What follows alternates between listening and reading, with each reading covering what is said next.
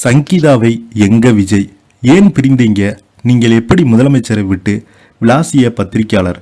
வாங்க என்ன தகவல் என்ன செய்தின்னு இப்போது விஜய் அவர்களை பற்றி தான் சோசியல் மீடியாவில் வைரல் ஆகிட்டு வருது. வாங்க என்ன தகவல்னு இந்த வீடியோவில் பார்க்கலாம்.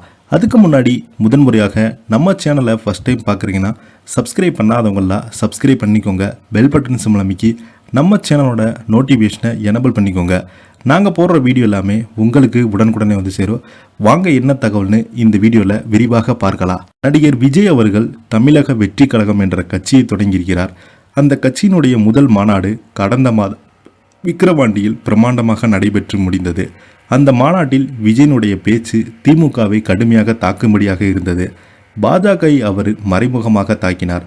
இப்படி இருக்க அந்த மாநாட்டினுடைய விஜய் மனைவி சங்கீதா வராதது பல சந்தேகங்களை ரசிகரிடம் எழுப்பியுள்ளது.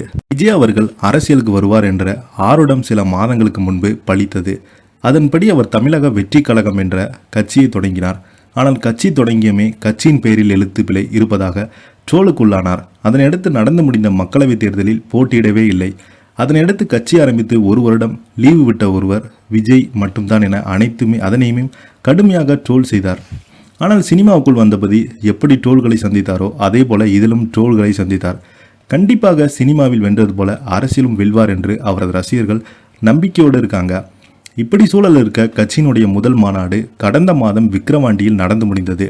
இதில் மொத்தம் 8 லட்சம் பேர் கலந்து கொண்டதாக சொல்லப்படுகிறது. மேலும் 80 கோடி ரூபாய் வரை செலவு செய்ததாகவும் சொல்லப்படுகிறது.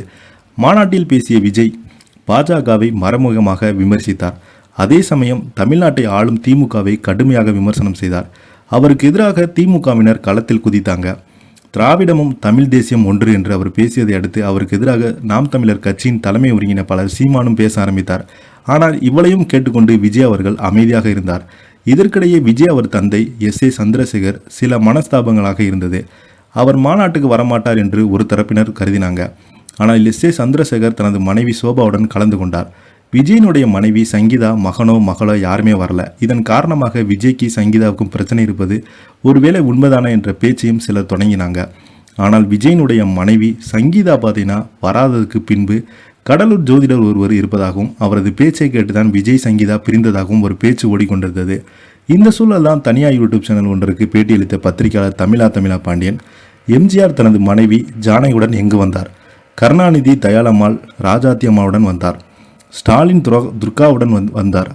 விஜயகாந்த் தனது மனைவி பிரேமாவுடன் வந்தார். ஆனால் விஜய் சங்கீதா எங்கே? விஜய் கடலூர் ஜோதிடருடன் சந்திரசேகர் பேச்சை கேட்டு மனைவி பிரிந்தாங்களா? நீங்கள் எப்படி தமிழ்நாட்டுக்கு முதலமைச்சராக என்று காட்டமாக கேள்வி எழுப்பியிருக்கிறார். இதை பற்றி நீங்கள் நினைக்கல உள்ள கமெண்ட் பாக்ஸில் மறக்காமல் பதிவிடுங்க. இந்த வீடியோ உங்களுக்கு பிடிச்சிருந்தா லைக் பண்ணுங்கள், ஷேர் பண்ணுங்கள், கமெண்ட் பண்ணுங்கள். நன்றி, வணக்கம்.